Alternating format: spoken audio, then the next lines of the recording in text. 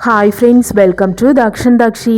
நாம் இன்றைக்கி கடையில் கிடைக்கிறது போலவே கொஞ்சம் கூட கசப்பே இல்லாமல் நல்ல மொறுமொறுப்பான பாவக்காய் பக்கோடா எப்படி செய்யலாம் அப்படிங்கிறதான் பார்க்க போகிறோம். வீடியோவை ஸ்கிப் பண்ணாமல் ஃபுல்லாக பாருங்கள். வீடியோக்குள்ளே போகிறதுக்கு முன்னாடி இது வரைக்கும் நம்மளோட தாக்ஷி சேனலை சப்ஸ்கிரைப் பண்ணலைன்னா சப்ஸ்கிரைப் பண்ணிக்கோங்க. கூடவே இருக்கிற பெல் சிம்பிளையும் கிளிக் பண்ணிக்கோங்க. அப்போ தான் நான் போடுற எல்லா வீடியோஸும் உங்களுக்கு நோட்டிஃபிகேஷனாக வரும்.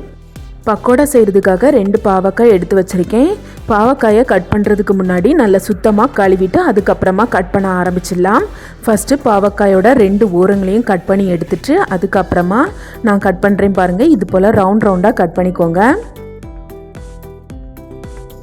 இது போலவே 2 பாவக்காயும் கட் பண்ணி எடுத்துக்கோங்க. பாவக்காயை கட் பண்ணி முடிச்சதுக்கு அப்புறமா அதில் இருக்கிற விதையை இது போல் எடுத்துக்கோங்க. அப்படி இல்லைன்னா அப்படியே கூட நம்ம வச்சு பொரிச்சிக்கலாம். கடையில் பாவக்காயோட விதையை எடுக்க மாட்டாங்க, அதை அப்படியே தான் வச்சு பொரிச்சுப்பாங்க. இப்போ விதையை ஓரளவுக்கு நான் எடுத்தாச்சு. இப்போ இதை நல்லா சுத்தமாக கழுவிட்டு வந்துடலாம். இப்போ இதுக்கு தேவையான மசாலா ரெடி பண்ணிடலாம். ஒரு பாத்திரத்தில் 1/4 கப்பு கடலை மாவு சேர்த்துக்கோங்க. 2 டேபிள் ஸ்பூன் சோள மாவு சேர்த்துக்கோங்க.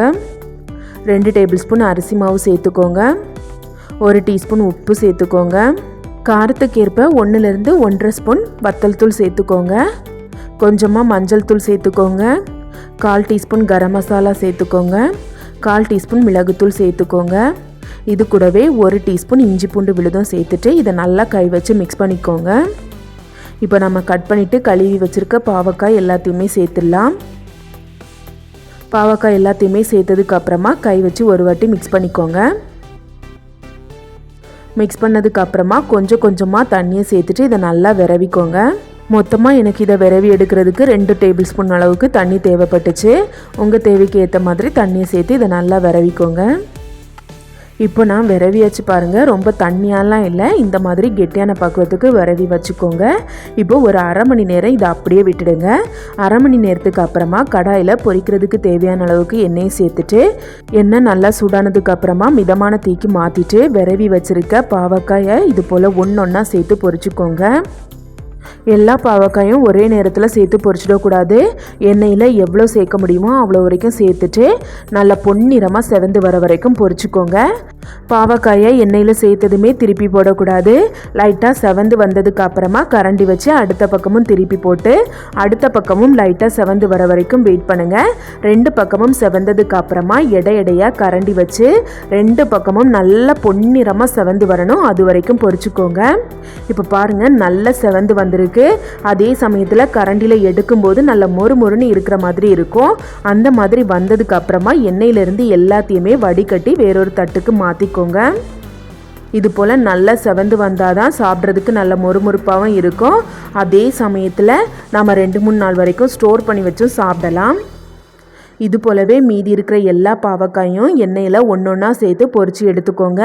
நான் கட் பண்ணி வச்சுருந்த 2 பாவக்காயுமே 3 பேட்சாக சேர்த்து பொரித்து எடுத்துக்கிட்டேன்.